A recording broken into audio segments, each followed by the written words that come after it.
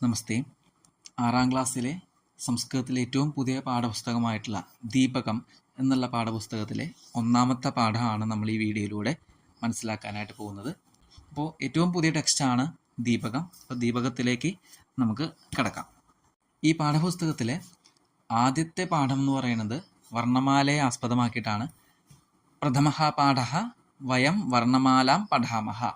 നമുക്ക് വർണ്ണമാലയെ അറിയാം അല്ലെങ്കിൽ വർണ്ണമാല പഠിക്കാം എന്നുള്ളതാണ് 1ാമത്തെ പാഠം.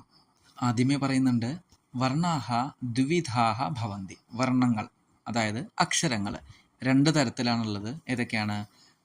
സ്വരാഹ വ്യഞ്ജനാനിച്ച. സ്വരം എന്നും വ്യഞ്ജനം എന്നും, സ്വരാക്ഷരം എന്നും വ്യഞ്ജനാക്ഷരം എന്നും. ആദ്യം തന്നെ സ്വരാക്ഷരം എന്താണെന്ന് നമുക്ക് നോക്കാം. സ്വരാണാം ഉച്ചാരണം സ്വതന്ത്ര രൂപേണ ഭവതി. സ്വരാക്ഷരത്തെ പ്രത്യേകത എന്താണ്? സ്വതന്ത്ര രൂപത്തിൽ ഇൻഡിപെൻഡൻ്റ് ആയിട്ടാണ് നമ്മൾ ഉച്ചരിക്കുക, പ്രൊനൗൺസ് ചെയ്യണത്.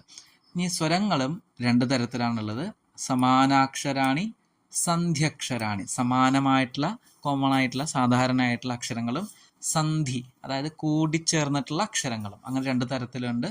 അതുകൂടാതെ വീണ്ടും അതിന് ഡിവിഷൻസ് വരുന്നുണ്ട്. ഹ്രസ്വഹ ദീർഘ എന്നുള്ള പേരിൽ. ഹ്രസ്വം എന്ന് പറഞ്ഞാൽ ഷോർട്ടായിട്ട് നമ്മൾ ഉച്ചരിക്കുന്നത്.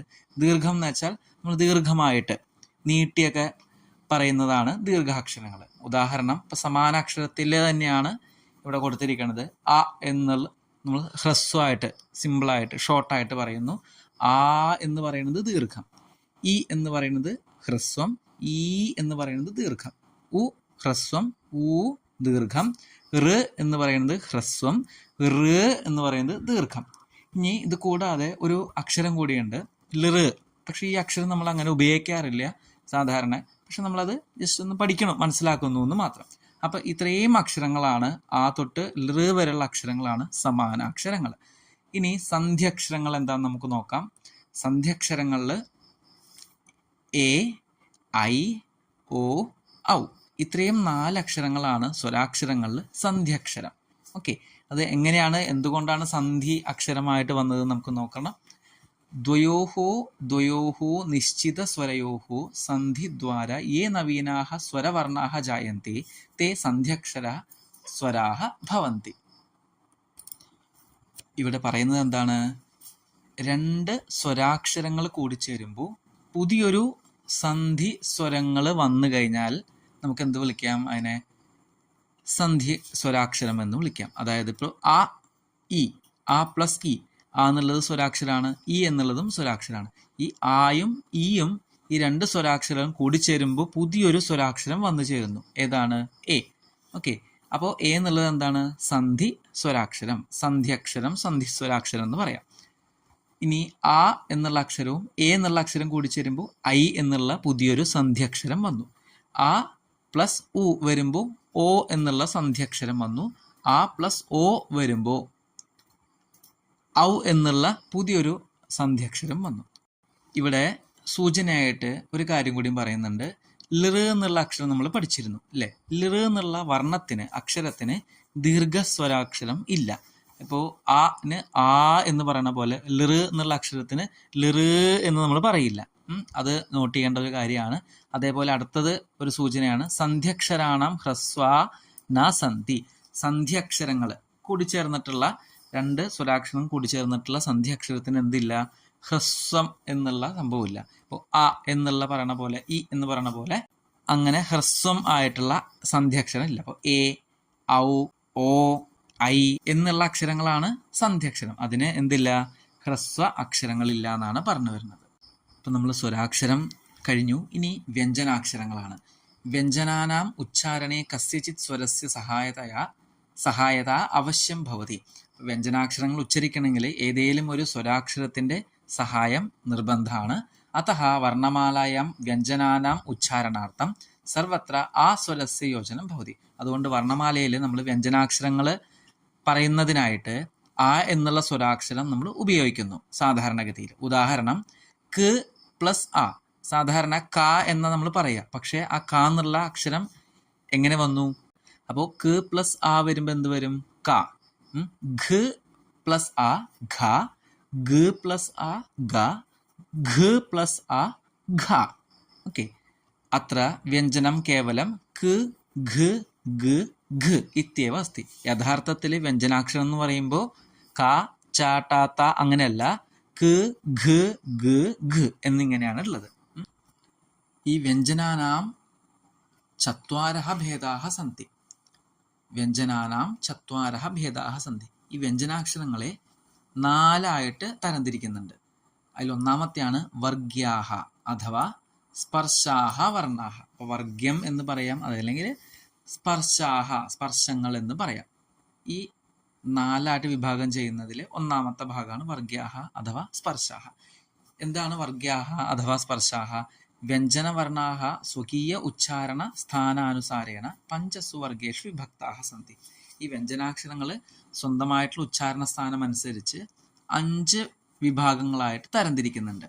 വർഗ്യങ്ങളെ വീണ്ടും 5 തരംതിരിക്കുന്നുണ്ട്. പക്ഷെ നമുക്കത് എളുപ്പം അറിയുന്നതാണ് കവർഗഹ, ചവർഗഹ, ടവർഗഹ, തവർഗഹ, പവർഗഹ അല്ലേ. അപ്പൊ ക വർഗഹ, വർഗഹ എന്ന് വെച്ചാൽ ഒരു ഗണം, ഗ്രൂപ്പ് എന്ന് പറയാം. അപ്പോൾ കവർഗഹത്തിലാണ് ക ഖ ഗ ഘ ങ, ചവർഗഹ ച ഛ ജ ഝ ഞ, ടവർഗഹ ട ഠ ഡ ഢ ന, തവർഗഹ ത ഥ ദ ധ ന, പവർഗഹ പ ഫ ബ ഭ മ. ഇങ്ങനെ 5 ഗ്രൂപ്പുകളായിട്ട് വർഗ്യാഹ തരംതിരിഞ്ഞ് പോയിട്ടുണ്ട്. അടുത്ത രണ്ടാമത്തെ ഒരു വിഭാഗമാണ് വ്യഞ്ജനാക്ഷരങ്ങളിലെ അന്തസ്ഥാഹ എന്നുള്ള വിഭാഗം. അന്തസ്ഥാഹ എന്ന് പറഞ്ഞാൽ വർണ്ണാഹ ബഹുത്ര സ്വരവർണ്ണാനാം സ്ഥാനെ ജായന്തി. സ്വരാക്ഷരങ്ങളുടെ സ്ഥാനത്തിലാണ് ഇത് ജനിക്കുന്നത് അല്ലെങ്കിൽ ഇത് ഉണ്ടാവുന്നത്. അതഹ ഏതേ അർദ്ധസ്വരാഹ ഇത്യഭിച്ഛന്തി. അതുകൊണ്ട് എന്താണ് ഇവരെ അർദ്ധസ്വരങ്ങൾ എന്നും പറയുന്നു. ഏതൊക്കെയാണ് ഈ അന്തസ്ഥാഹ അല്ലെങ്കിൽ അർദ്ധസ്വരാഹ എന്ന് പറയുന്നത്?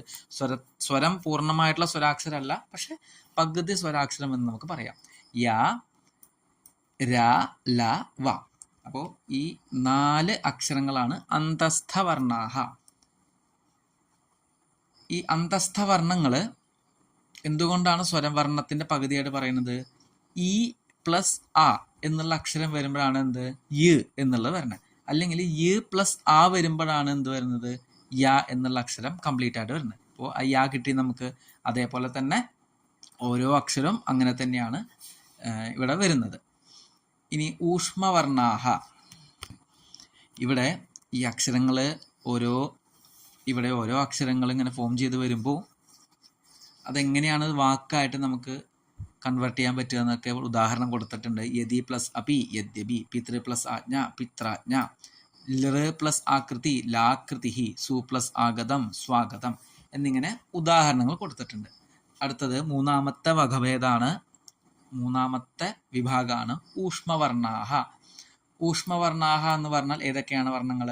ഷ, ഷ, സ, ഹ. ഇത്രയും 4 അക്ഷരങ്ങളാണ് ഊഷ്മവർണ്ണങ്ങൾ. ഊഷ്മാണാം വ്യഞ്ജനവർണ്ണാനാം ഉച്ചാരണ സമയം മുഖാത് ഊഷ്ണഃ വായുഹു നിസ്സരതി.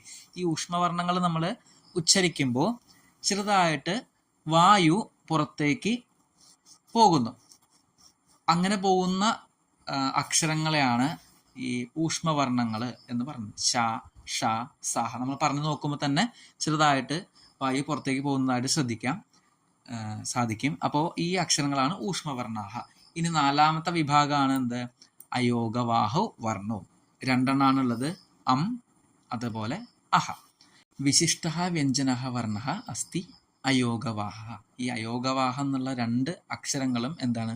വിശേഷപ്പെട്ട വ്യഞ്ജനാക്ഷരങ്ങളാണ്. സ്വരാക്ഷരത്തിന്റെ കൂടെയാണ് പറയുന്നതെങ്കിലും പക്ഷെ അതെന്താണ്? വ്യഞ്ജനാക്ഷരമാണ്. അത്ര ഉച്ചാരണാർത്ഥം സ്വരസ്യ സംയോജനം പൂർവം ഭവതി.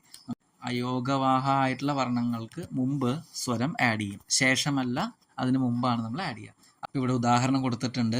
അം എന്നുള്ള അക്ഷരം, അം എന്നുള്ളത് വ്യഞ്ജനാക്ഷരം അയോഗവാഹത്തിന്റെ 1ാമത്തെ ഉദാഹരണമാണ്. എങ്ങനെ നമുക്കത് അക്ഷരം കിട്ടി? ആ എന്നുള്ള സ്വരാക്ഷരം, അതിനുശേഷം ഒരു കുത്ത്. ഈ കുത്തിനെ നമ്മൾ എന്ത് പറയുന്നു? അനുസ്വാരഹ. ഓക്കെ. 2ാമത്തെ അക്ഷരമാണ് അഹ എന്നുള്ള അക്ഷരം.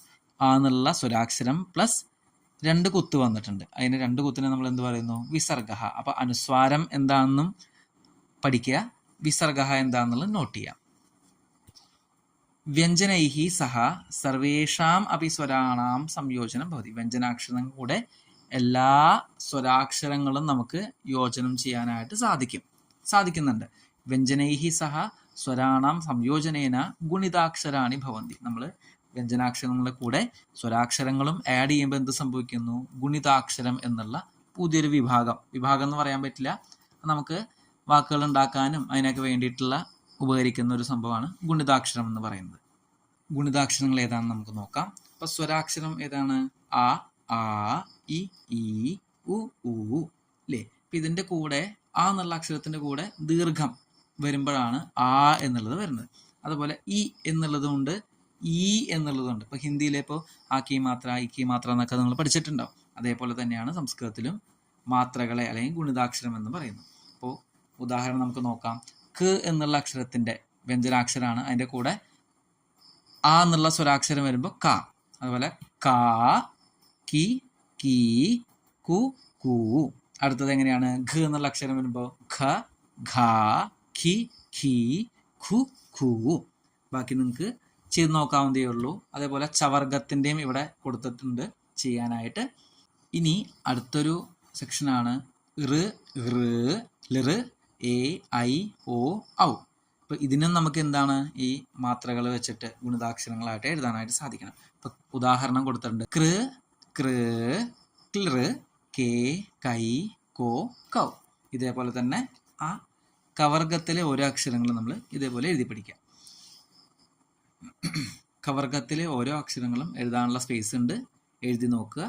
ഇതേപോലെ ചവർഗഹ, ടവർഗഹ, ഠവർഗഹ, ഡവർഗഹ എല്ലാ അക്ഷരങ്ങളും എഴുതാനായിട്ടുള്ള സ്പേസ് ടെക്സ്റ്റ് ബുക്കിൽ തന്നെ കൊടുത്തിട്ടുണ്ട്. ഇനി പാഠത്തിലെ ലാസ്റ്റത്തെ ഒരു ടോപ്പിക്കാണ് സംയുക്ത വ്യഞ്ജനാനി. നമ്മൾ ആദ്യം തുടക്കം പഠിച്ചിരുന്നു, സ്വരാക്ഷരങ്ങൾ കൂടിച്ചേരുമ്പോൾ നമുക്ക് സന്ധി സ്വരാക്ഷരം എന്നുള്ള ആ ഒരു പുതിയൊരു ഭേദം വരുന്നുണ്ടെന്നുള്ളത്. അതേപോലെ തന്നെ രണ്ട് വ്യഞ്ജനാക്ഷരങ്ങൾ കൂടുമ്പോൾ നമുക്ക് സംയുക്ത വ്യഞ്ജനാക്ഷരങ്ങൾ നമുക്ക് കിട്ടുന്നു.